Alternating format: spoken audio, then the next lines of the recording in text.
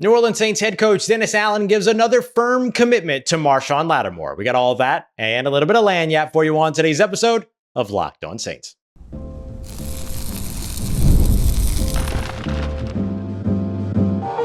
You are Locked On Saints, your daily New Orleans Saints podcast. Part of the Locked On Podcast Network, your team every day. What is good, Who Dat Nation and Who Dat family? I'm your host, Ross Jackson, New Orleans native, your New Orleans Saints expert and credentialed member of the media covering those New Orleans Saints as a senior writer and reporter over at Saints News Network. And on today's episode of Locked On Saints, we're going to do a quick hit for you here to get you all caught up with the three biggest things that you need to know from New Orleans Saints OTA Day 1, as well as a couple of other little notes as well. So this is going to kind of be like a short 10-15 minute episode, and we'll have a full episode up tomorrow, kind of diving a little bit deeper into some other big topics, including why the New Orleans Saints offense already looks much, much better, even just in OTAs. We appreciate you very much as always. Make it Locked On Saints your first listen of the day every day, and for being an everydayer here on the show, which is a proud part of Locked On Podcast Network, your team every day. Let's dive into it. Dennis Allen gives another pretty firm commitment around Marshon Lattimore. You might have heard in a previous episode, we spent the entire opening portion of the show discussing what Dennis Allen had to say about Marshon Lattimore's future with the New Orleans Saints and a conversation that he had with him. He said 2 or 3 weeks ago that was positive and they feel like they're moving forward. Now, these were comments that he made during the Golf Classic on Monday. Well, on Tuesday, Catherine Terrell over at ESPN and myself followed up quite a bit with Dennis Allen and effectively just got to the point where it was like, okay, conversation was positive, right? But what does positive mean? You could be positive that you're going to move them and get really, really good return on the move, right? It could be any number of things could mean positive, but it seemed that he felt like it was a conversation that very much needed to have, especially with all the conversations going on outside of the facility about potential trading. It sounded like they were just focusing on clearing some air and that it truly was a positive conversation between Dennis Allen and Marshon Lattimore about his future with the New Orleans Saints. And Dennis Allen even going so far as to say, when he's back out here, we're excited to have him out on the field. Now, remember, it's not unusual for Marshon Lattimore not to participate in OTAs. I think the last time he participated in OTAs would have been before 2020, which is true for a lot of veteran players. Remember, that was the COVID season. They didn't do OTAs during that year. And then after that, the players kind of went, well, shoot, it's voluntary anyway. You don't need to be there. Clearly, this worked out just fine without us being there, so we're not going to be there. And so you're seeing that with a lot of different players. Now, you saw some veteran players present for the New Orleans Saints: Tyrann Mathieu, Demario Davis, Derek Carr, Cameron Jordan. I'll throw Chris Olave in there as well as another leader within his room that's a veteran. So Jamal Williams not there, Alvin Kamara not there. Like, there's just, it's going to be a mixed match. And it doesn't mean that anybody's doing the right thing or anybody's doing the wrong thing or anything like that, because they're probably all still around each other. It's just, what do you see on the field versus what do you see in the classrooms, right? In the classroom environment. So that's where I think things can kind of be maybe misconstrued a little bit. But beyond that, I also asked Dennis Allen just straight up, like, do you expect, as of right now, do you expect Marshon Lattimore to be on the roster in 2024? And he gave me just a pretty easy, yes. That's the same thing Mickey Loomis said as well. That, look, there's the right price and all those other things, like any player is tradable, yada, yada, yada. But the expectation seems to be that he will be on the roster in 2024. So look, we're going to wait until post June 1 and then really going to find out at that point. I wouldn't call it 100% that Marshon Lattimore won't be traded, but we're getting firmer and firmer commitments every time that we bring the topic up. So I think that at least means something. And if nothing else, it just means something for us to watch. Taysom Hill won't be losing quarterback snaps. This was another one to where Dennis Allen was asked a pretty quick question and gave a pretty quick answer. Brett Martell from over at AP asking, do you think that you'll see like do you think that Taysom Hill's quarterback snaps will be de-emphasized in this new system? And Dennis Allen just straight up said, nope. And then kind of laughed. Like, well, a lot of us laughed because we just loved like the quick answer on it and all those other things. But it doesn't seem like even with the new system that Taysom Hill is going to be taken out of that quarterback role and being able to take some snaps from under center. Now, we did see him get some more work at fullback, which isn't new, but we did see a lot more of an emphasis on his work at fullback on Tuesday. We also saw him running routes as a tight end, all these other things. So it looks like we're going to see a nice little blend of like receiver Taysom, quarterback Taysom, runner Taysom, run blocker Taysom. And so I'm really interested to see if it ends up being like a Kyle Juszczyk type usage, but also with the passing opportunity there. So could be very interesting to see exactly how Taysom Hill is going to be utilized. But if nothing else, you're not going to lose the entertainment of a good Taysom Hill power run. Now let's just hope that this new coaching staff doesn't veer away from that game plan so quickly like the previous coaching staff on the offensive side did. And I have a feeling that that might not be the case based on the way that Dennis Allen fervently answered that question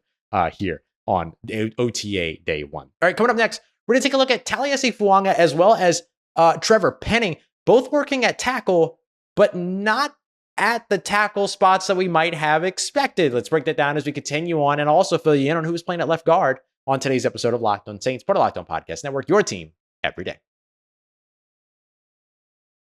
Today's episode of Locked On Saints brought to you by our friends at Game Time, the absolute best place to go. Whether you're looking for tickets months in advance or simply moments in advance, you're going to be able to get everything that you need over at Game Time, who even offer options for all-in pricing, views from your seat, all-in pricing. Make sure that you don't get tricked with all those like little fees and stuff like that other ticket providers might add. They also have the lowest price guarantee, to where Game Time will credit you 110% of the difference if you find a ticket that you bought with Game Time on another ticketing service that's in the same section and same row for cheaper. They'll refund you 110% of the difference. That's how great Game Time is. And especially with big notable games like the Denver Broncos coming to town. Maybe you're a West Coast LA fan or West Coast New Orleans Saints fan, and they're going to be traveling to take on the Los Angeles Chargers. Maybe that's a game you want to get on. Game Time is the place to grab those tickets. You can take all the guesswork out of buying tickets with Game Time today. Download the Game Time app, create an account, and use the promo code LOCKEDONNFL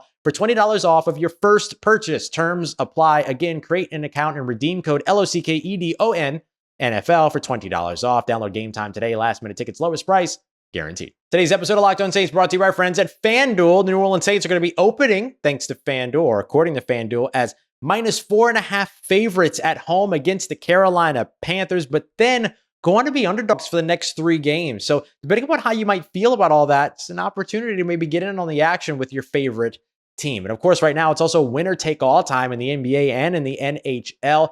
FanDuel's giving you a shot to bring home a big win of your own too, especially if you're a new customer, because right now, new customers are going to get $150 in bonus bets by winning their first $5 bet. That's all you got to do. Put $5 down on a heavy favorite like the Boston Celtics right now, heavy favorites over the Indiana Pacers. Great one to get in on. You get that, and then all of a sudden, you hit it, and then boom, you got $150 in bonus bets that you can then use on spreads, money lines, player props, and much more. So go ahead and visit FanDuel.com/lockedon and get started. Make every playoff shot count. FanDuel, America's #1 sportsbook. Let's get it. Who Dat Nation? The New Orleans Saints doing some tricky stuff when it comes to their offensive tackle shuffle right now. And I do expect it to continue to change, but Taliese Fuaga continuing to start over at left tackle with first team, even with Trevor Penning in the building, who was playing at right tackle to start off on OTA day one. We appreciate you very much, as always, for making Locked On Saints a part of your day and a part of your routine. Don't forget, we are your team every day. So we're going to have another episode for you tomorrow morning where I'm going to dive into some of these topics a little bit more in depth. Why the New Orleans Saints offense already looks better. The heating up of the quarterback 2 battle between Jake Haener and Spencer Rattler, especially with Nathan Peterman working off to the side. And then on Thursday, we're going to dive deeper into the conversation around Marshon Lattimore and the usage of Taysom Hill. And I'll give you some more insight on my great conversation with Keith Williams, New Orleans Saints' new wide receiver coach. So a ton to show back up for throughout the rest of this week with OTAs underway. Football is back, baby, and I absolutely love it. So let's take a look at the offensive tackle conversation, which is one that has been interesting so far throughout the beginning of mini camps with Taliese Fuaga, who has been a career right tackle during his time at Oregon State, was drafted. The immediate assumption was that he'd probably be the starter at right tackle since there are lingering question marks around Ryan Ramczyk.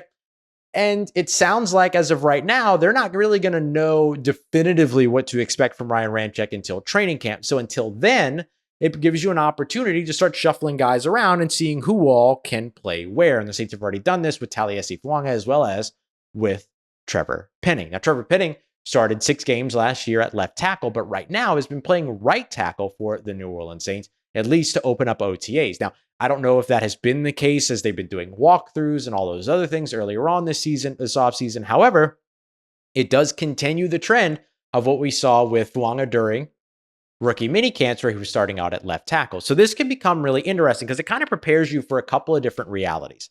The first reality that it prepares you for is the standard reality, which is that Taliese Fuaga eventually moves back over to right tackle. They learn what he can do at left tackle, feel pretty good about it. Now that they have that information, and this is all information gathering about Trevor Penning and Fuaga and all these other things, then they move these guys back to their natural positions. Penning starts at left tackle, Fuaga starts at right tackle. But if things start to go south for either or both of them, then you have the option to swap them over and see if they perform better at left tackle and right tackle reversed. The other thing it just prepares you for is if Ryan Ramczyk is ready to go, which would surprise me big time, but it's still a possibility. And if that were to happen, then you can develop yourself a little bit of a competition between Fuaga and Trevor Penning for who starts at left tackle. The last thing that it prepares you for is to simply say that's going to be the best way to get the best 5 offensive linemen out on the field is to do it in that way. And then all of a sudden, Penning moves over to right tackle. Your first round pick is still starting on your offensive line. Taliese Fuaga is starting at left tackle. Your first round pick is still starting on the offensive line. You probably feel pretty good about that. But I will say they both looked fine with where they were. It's hard to get a real read on, like, I'm not going to overblow this at all. It's hard to get a real read on how offensive line and defensive line is performing in OTAs, where they're not allowed to tackle anybody and they're not allowed to really go at it with one another. So I'm not going to overly read into any of it. If not really a thing for me, but we'll see. We'll see how things progress when they get into full pads during training camp, depending upon where they're lined up and all those other things. So if nothing else, really intriguing storyline to continue to follow, as you would expect. Left guard has been one of the biggest question marks for the New Orleans Saints so far this offseason. And right now, we've seen 2 players get first-team left guard reps. Nick Saldiveri, who the Saints traded up for last year at the very beginning of day 4 to draft out of ODU. And then newcomer, Shane Lemieux, formerly of the Oregon Ducks, so has played a lot of zone run and zone schemes there, was playing with the New York Giants during his professional career during his rookie contract, and spent a little bit more time playing man schemes than zone schemes, but still pretty good and kind of in his comfort, quote unquote, zone. He's certainly in his comfort zone here in New Orleans because they're asking him to play more of that zone run. Now, what I'm not sure of is did Lemieux go in because Saldiveri was struggling? Didn't look like he was struggling. Or did Lemieux just simply go in because they wanted to give him extra reps? Or did Lemieux go in because Nick Saldiveri is kind of technically still recovering, or at least coming back from an injury, even though the shoulder rehab might be done? What's his conditioning look like? All those other things could be a part of the question there. So nonetheless, still getting an opportunity to see Saldiveri and Lemieux be the guys that got those opportunities does mean something. So definitely something to keep an eye out on as well, all throughout when it comes to training camp, when it comes to more OTAs, when it comes to mandatory minicamps, which are coming up, all those other things. So that's the update on who was where on the offensive line. All very, very intriguing. All right, coming up tomorrow, full episode for you, either overnight on audio or in the morning over on YouTube. That's going to give you everything that you need to know about why the New Orleans Saints offense and how the New Orleans offense just looked great. I don't want to say look great, but looked very different and looks more promising than what we've seen in the past. How they're getting that done. And of course, Rattler versus Haener, Haener versus Rattler with Peterman on the sideline. Who has the clear lead? One of them definitely does, and more in tomorrow's episode. Appreciate you very much. As always, make a Locked On Saints part of your day, part of your routine for saying yes to me on the show. As always, if you see me, please say hi. And if you need anything else around your New Orleans Saints in between these episodes, make sure you follow me on your favorite social media at Ross Jackson, NOLA. Hit me up. Let me know how the family's doing. Let me know how you living. Let me know how you momming them. And trust you, that nation. I'll holla at you.